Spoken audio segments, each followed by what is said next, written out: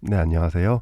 이번 영상에서는 HPLC High Performance Liquid Chromatography를 소개할게요. 인트로덕션 영상이니 HPLC에 대해 큰 그림을 그릴 수 있도록 조금 세세한 내용을 생략하고 큰 그림에 집중해서 설명드리겠습니다. HPLC는 크로마토그래피의 일종인데요. 이름 그대로 리퀴드 페이즈에서 진행하는 고성능 크로마토그래피 기법이죠. 그러니 컬럼 크로마토그래피와 같이 분리, 세퍼레이션을 위한 방법인가 동시에 하이 퍼포먼스에 따른 분석, 기법이기도 합니다. 컬럼 크로마토그래피는 사실 성능이 좀 부족하기 때문에 분석용으로는 부적합하거든요.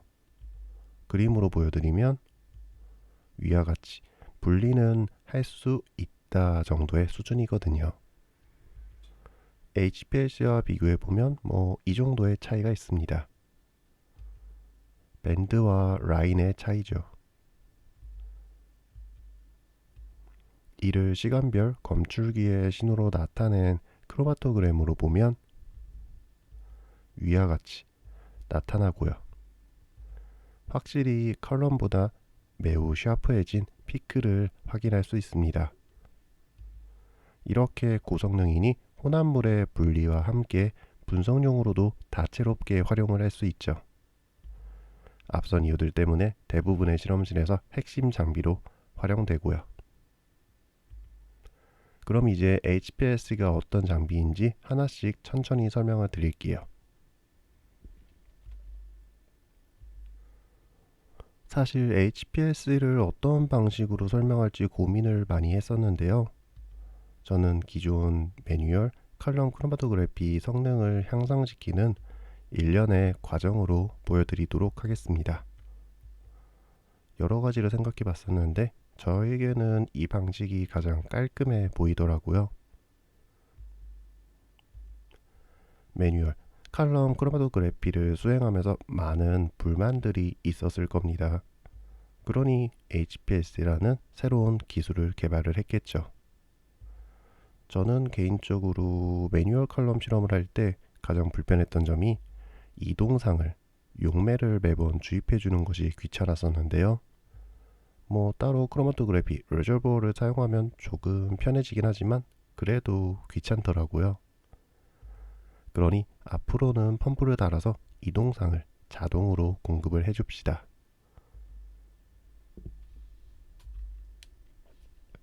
5리터나 10리터 부피의 커다란 솔벤트 바트를 사용하면 이제 몇 시간이라도 전개를 할 수 있죠. 한결 편해졌네요. 아, 펌프를 달았으면 이제 옵션들이 또 생기는데요. 두 가지 이상의 용매를 섞어서 또는 기울기를 주면서 흘려줄 수 있습니다. 예를 들어 일루션 스트렝스가 다른 두 개의 용매를 섞어서 제공해주는 방식으로요.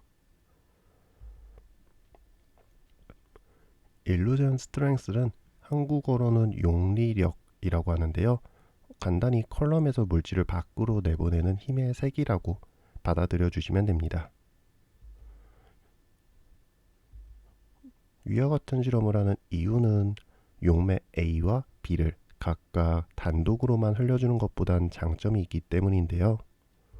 위와 같은 경우에 크로마토그램을 조금 자세히 보면 세 가지 서로 다른 물질을 분리하는 과정에서 용매의 일루전 스트렝스가 작은 경우 전체 전개 과정이 시간 단위로 필요하지만 용매의 일루전 스트렝스가 매우 크다면 단 몇 분 만에 전개가 끝나기도 하죠.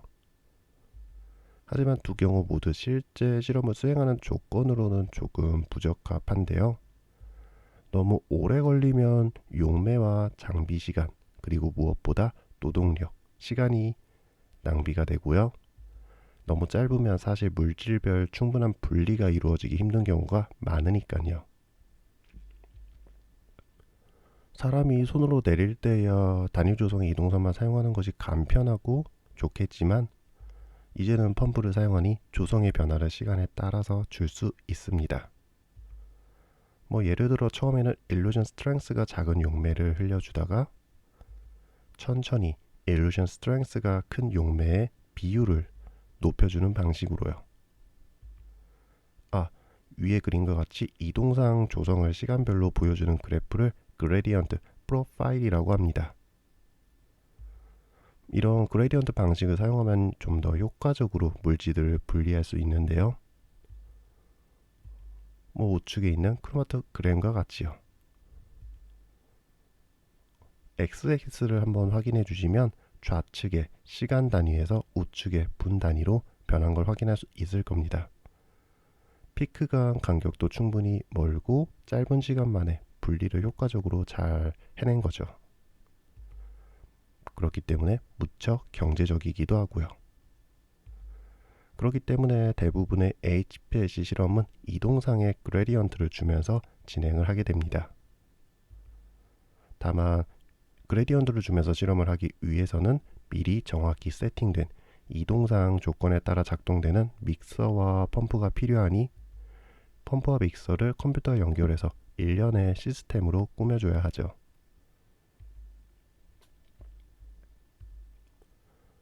그럼 이제 용매들을 정확히 원하는 시간당 유량과 비율로 칼럼에 전달을 해줄 수 있고요. 펌프 시스템인데요. 사실 그림에는 자세히 표현되지 않았지만 용매별로 각각 펌프들이 존재를 합니다. 예를 들어 4개의 용매를 사용하면 펌프가 4개 있는 쿼터너리 펌프인 거죠. 2개의 용매를 사용하면 바이너리 펌프 시스템인 거고요. 그럼 펌프 시스템에 대해서는 여기서 간단히 마무리하고 다음 파트인 컬럼으로 넘어갈게요. 컬럼은 HPLC의 심장인데요. HPLC에서는 매뉴얼 컬럼에서 쓰는 한 60에서 한 200 마이크로미터 직경의 커다랗고 불규칙적인 형태의 입자들이 아닌 3에서 5 마이크로미터 정도의 직경 범위를 가지는 하나의 사이즈, 균일한 크기와 형태를 가진 입자들을 사용을 합니다. 왜냐하면 입자의 크기가 작아질수록 분리효율, separation efficiency가 증가를 하고 위와 같은 이유로 충분히 높아진 분리효율이 바로 HPLC가 가진 하이 퍼포먼스이니까요. 다만 입자의 크기가 작아지면 배합도 동시에 커지게 됩니다.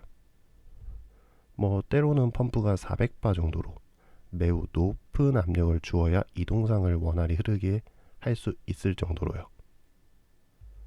그러니 이제부터는 컬럼의 작동을 위해서 앞선 파트들의 변경이 좀 필요한데요.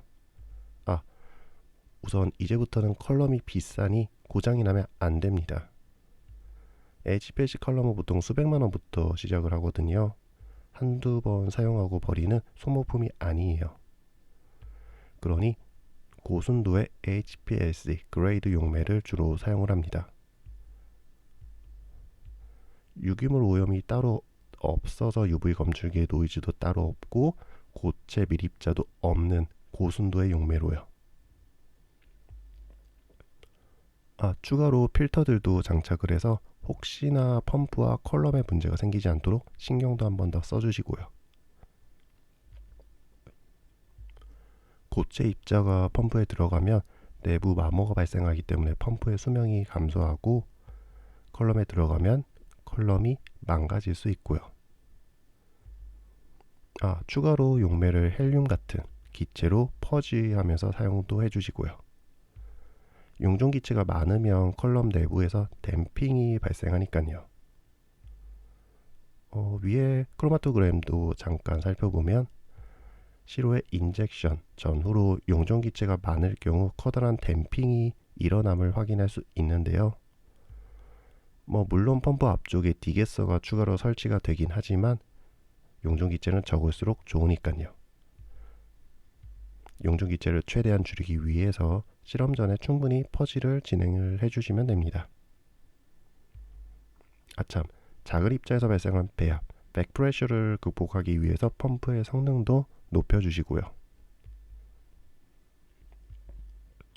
강력한 피스톤 펌프라면 충분히 컬럼의 고압의 이동상을 흘려줄 수 있을 겁니다. 이제 문제는 시로의 주입이죠. 왜냐하면 컬럼 앞에서 시료를 가해야 하는데요.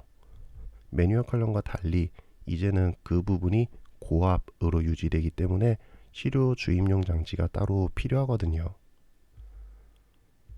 아니면 시료가 담긴 주사기를 관에 연결하는 순간 고압의 이동상이 뿜어져 나올 거예요. 실험을 할 수 없는 거죠. 매번 펌프를 껐다가 시료를 주입을 하고 다시 펌프를 켤 수도 없고요. 즉 선택적으로 시스템에 연결되는 주입 장치가 앞으로는 필요한 거죠. 보통은 루프 형태의 인젝션 밸브를 사용을 하는데요.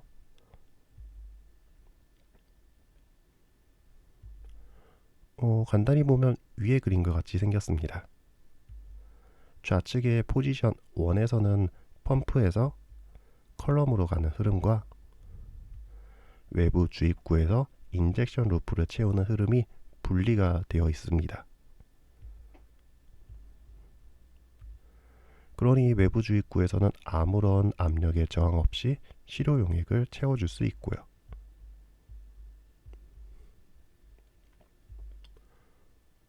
시료 용액이 루프 용량보다 많으면 웨이스트 라인으로 빠질 테고요.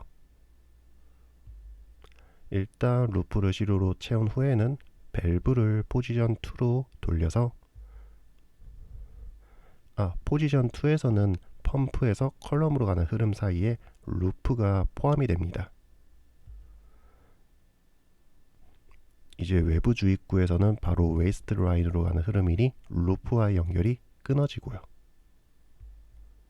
그러면 이제 펌프에서 시작된 압력이 인젝션 루프를 통과해서 컬럼으로 이동을 하게 만들어줍니다.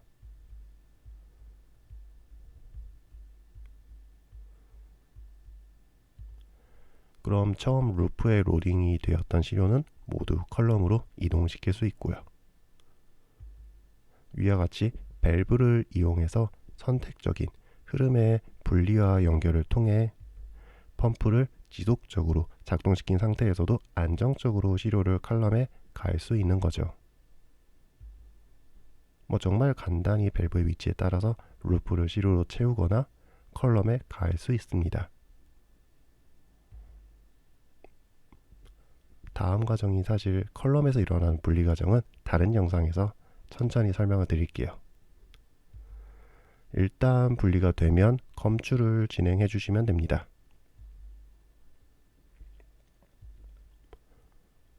앞선 매뉴얼 컬럼에서는 사실 검출기가 따로 없어서 불편했지만 HPLC에서는 검출기를 연결해 주면 되죠. 일반적인 UV 비저블 검출기도 좋고요. 목적에 따라서는 질량 검출기를 연결해 주시면 더 좋고요. 그런 컬럼을 통과하여 분리가 이루어진 각 물질들을 검출할 수 있으니 분석용으로 크로마토그램을 그 자체로 분석 데이터로 활용을 하거나 또는 분리용으로 원하는 물질들의 피크를 선택적으로 받아서 사용을 해주시면 됩니다. 지금까지 설명드린 내용이 HPLC에 대한 기본적인 소개였는데요. HPLC라는 장비를 너무 어렵게 생각하지 마시고 기존 매뉴얼 크로마토그래피의 단점들을 하나씩 보완하는 과정에서 비싸고 성능이 좋은 컬럼을 하나 장착을 했더니 이런 고가의 컬럼의 이동상과 시료를 잘 전달을 해주기 위해서 어쩔 수 없이 고성능의 펌프 시스템을 추가로 장착하고 인젝션 룹 밸브도 달고 용매도 고순도로만 퍼지를 하면서 사용하게 되었으며 이왕 비싸진 시스템에 좋은 검출기도 달았다고 생각하시면 좋을 것 같아요. 사담이긴 하지만 이건희 전 삼성 회장님의 어록 중에 음속에 2배로 날려고만 하면 엔진의 힘만 2배로 있다고 되지 않으며 재질과 소재부터 다 바뀌어야 한다 라는 이야기가 있잖아요. 똑같은 흐름으로 컬럼 크로마토그래피의 성능을 높이기 위해서는 컬럼의 분리 효율만 높아져서는 불가능한 거죠. 높은 분리 효율 컬럼에 매우 높아진 배합을 극복할 수 있는 고성능 펌프부터 고압 조건 시스템에 적합한 탈기 장치, 필터, 선택적인 시료 주입 장치 등등등 그리고 고순도의 용매까지 전체적으로 다 바뀌어야 합니다. 그러니 더 이상 크로마토그래피가 아니라 HPLC 시스템이라고 하는 거죠. 앞서 말한 전체적으로 바뀌어진 각 컴포넌트들로 구성된 시스템이요. 물론 이 성능도 좋아졌으니 실험 조건을 잡거나 해석하는 데 필요한 이론도 좀 더 많아졌고 복잡해졌을 겁니다. 이론에 대한 내용도 조금은 어렵지 않게 풀어서 하나씩 설명을 해드릴게요.